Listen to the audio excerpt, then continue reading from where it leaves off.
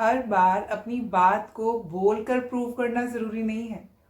कई बार हमारी साइलेंस भी बहुत ज़्यादा पावरफुल होती है और ये हमें पता चलता है अलग अलग महान राइटर्स की कोट से, जो बताते हैं कि कैसे साइलेंस की पावर हमारी लाइफ को बहुत ज़्यादा इम्प्रूव कर सकती है। तो चलिए उसी के बारे में बात करते हैं। सबसे पहले तो अपने आप को डिफेंड करना बंद कर दीजिए। डिफेंस मैकेनिज्म यूज करने की जरूरत ही नहीं है। Never defend yourself. अगर कोई आकर आपसे कहे कि आपके बारे में फलां बंदा ये बात बोल रहा था, तुम्हारी बुराई कर रहा था, तुम्हारी कमियां निकाल रहा था, तो आप क्या जवाब देंगे? आपका जवाब होना चाहिए कि उसको सिर्फ मेरी एक ही गलती पता है, उसको मेरी बाकी कमियों के बारे में तो पता ही नहीं है। मैं बताता हूँ तुम्हें और मुझ में क्या क्या कमियां हैं। एपिक्टेटस कहते हैं कि जो वीक लोग होते हैं, जो कमज़ोर लोग होते हैं, वो अपनी कमियां और अपने फ्लॉज को छुपाते हैं और अपनी स्ट्रेंथ का शो ऑफ करते हैं। क्योंकि वो कमज़ोर होते हैं तो दूसरों के सामने अपने आप को ताकतवर दिखाने के लिए अपनी स्ट्रेंथ्स के बारे में बोस्ट करते हैं और अपनी वीकनेसेस को, फ्लॉज को छुपाते हैं। लेकिन जो समझदार लोग होते हैं वो अपनी कमियों को पहचानते हैं। उनको पता होता है कि ये मेरी कमियां हैं और यहाँ पे मैंने इम्प्रूव करना है। इसलिए अगर कोई आपकी कमियां निकालता भी है तो अपनी ईगो को बीच में मत आने दीजिए। ईगो के रास्ते से अंधे मत हो जाइए, बल्कि अपनी कमियों को पहचानिए और शांति से, साइलेंस से अपनी कमियों को इम्प्रूव कीजिए। मार्क्स ऑरियलिस कहते हैं कि never complain, don't be overheard complaining, not even to yourself. कभी अपने आप से भी कंप्लेन मत कीजिए बैठ करके, अरे यार ये क्या हो गया, मेरी तो लाइफ ही खराब है, मेरे साथ तो कुछ अच्छा नहीं होता, अब ये बिगड़ गया, ऐसा क्यों हो गया। Never complain. पता है क्यों? Because number one, complaining is like watering weeds, it helps the bad stuff grow stronger. अगर आपके पार्क में पौधे लगे हैं बहुत अच्छे अच्छे, और कंप्लेन जो है ना वो एक ऐसी चीज है, ऐसा पानी है जो आपके वीड्स को स्ट्रॉन्गर बनाएगा। उन पौधों को पानी दे रहे हैं आप जिनको आप ग्रो करना ही नहीं चाहते। आप फूलों वाले पौधे उगाना चाहते हैं और कांटों वाले पौधों को पानी दे रहे हैं।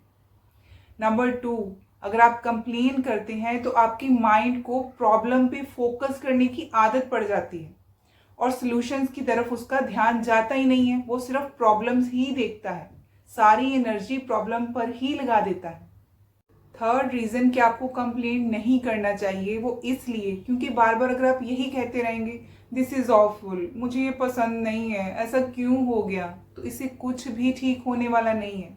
क्योंकि आप सिर्फ प्रॉब्लम में ही अटके रहने वाले हैं और उस प्रॉब्लम के बारे में सोच सोच कर उसे और भी ज्यादा बड़ा बना लेते हैं फिर आप।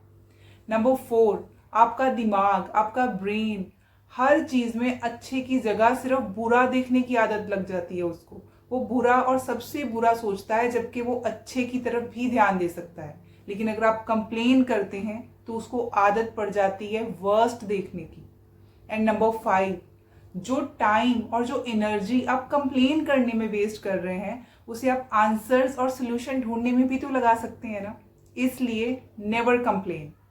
मार्क्स ऑरियलिस कहते हैं, complaining is the simplest and most ineffective thing to do. सबसे आसान है और सबसे इनइफेक्टिव है। इनइफेक्टिव इसलिए क्योंकि कंप्लेन करने से कुछ भी चेंज नहीं होने वाला। अगर आप में एबिलिटी है कि आप सिचुएशन को चेंज कर सकते हैं, करिए। अगर नहीं कर सकते तो अपने व्यू पॉइंट को शिफ्ट कर दीजिए, क्योंकि उसके बारे में कंप्लेन करने से तो कुछ नहीं होने वाला। जो हमारा माइंड है ना वो हमेशा सरेंडर कर देता है हमारी बॉडी के सामने। जब हमारी बॉडी गिव अप करती है तो हमारा माइंड भी गिव अप कर देता है। इसलिए अपनी वैल्यूज को इम्प्रूव कीजिए। एंड्योरेंस, परजर्वेंस और कंपोजर जैसी वैल्यूज को अपने आप में लेकर आइए। तीसरी चीज भी हमें मार्क्स ऑरियलिस से ही सीखने को मिलती है। He says, don't tell them, show them. उन्हें बताओ मत कि मैंने ये किया, मैं ये अचीव करने वाला हूँ, मैं ये खरीदने वाला हूँ, बल्कि उनको करके दिखाओ। प्रैक्टिकल एग्जाम्पल बनो, लाइव एग्जाम्पल बन के दिखाओ। He says, waste no time arguing how a good man should be, but be one. उनको ये मत बताओ कि अच्छा आदमी कैसा होता है, कैसे बिहेव करता है, बल्कि बन के दिखाओ, एक लाइव एग्जाम्पल बन जाओ।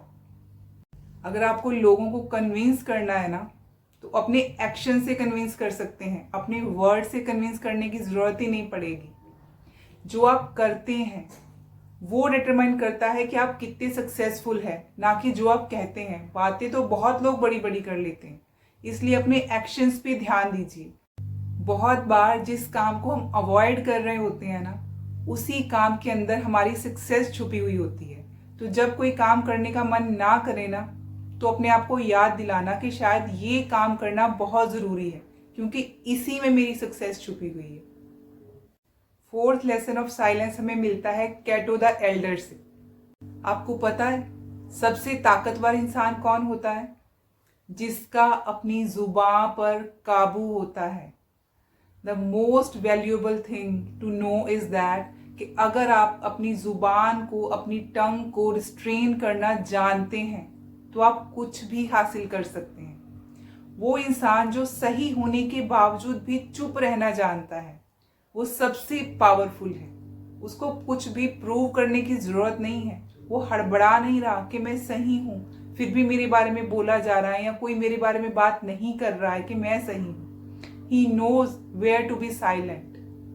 कैटो द एल्डर कहते हैं कि अगर आपके साथ कोई बदतमीजी से पेश आता है, फिर भी आप शांति बनाए रखते हैं, आप साइलेंट रहते हैं, तो आप बहुत समझदार हैं। ये दिखाता है कि आप कितनी विजडम होल्ड करते हैं। जब आप अपनी शांति बनाए रखते हैं, कूल एंड काम कंपोजर बनाए रखते हैं, तब पता चलता है कि आपको पता है कि कब रिएक्ट करना है और कब रिस्पॉन्ड करना है।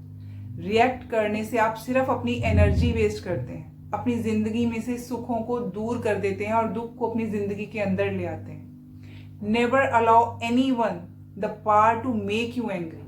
ये पावर सिर्फ आपके पास होनी चाहिए। अपना रिमोट कंट्रोल अपने हाथ में रखो। ऐसा नहीं कि कोई भी बटन दबाए और आपने बोलना शुरू कर दिया। आपको पता होना चाहिए कि कब साइलेंट रहना जरूरी है और कब बोलना जरूरी है। पाइथागोरस को तो हम सब जानते हैं, पाइथागोरस थ्योरम हम सब ने पढ़ी है, बट पाइथागोरस ने और भी विजडम की बहुत सारी वैल्यूएबल बातें हमें बताई हैं। He says spend no time in engaging in celebrity gossip, back biting और चाइल्डिश फाइट्स। मतलब कि अपना टाइम वेस्ट मत करो फालतू की गॉसिप करने में, किसी की बैक बाइटिंग, बुराइयां करने में, और छोटे छोटे झगड़ों में अपना टाइम वेस्ट मत करो। बहुत ध्यान रखो कि आप क्या बोलते हैं और कहाँ बोलते हैं। सिर्फ वहीं बोलिए जहां बोलने की जरूरत है। ही सेज बी साइलेंट और let the words B worth more than silence. मतलब कि वहीं बोलिए जहां आपको लगता है कि आपके वर्ड्स आपकी साइलेंस से ज्यादा कुछ कह सकते हैं। Pascal says sit still means शांति से चुपचाप अकेले बैठो और टाइम स्पेंड करो। He says all of the man's problem arises from his inability to sit in a quiet room alone.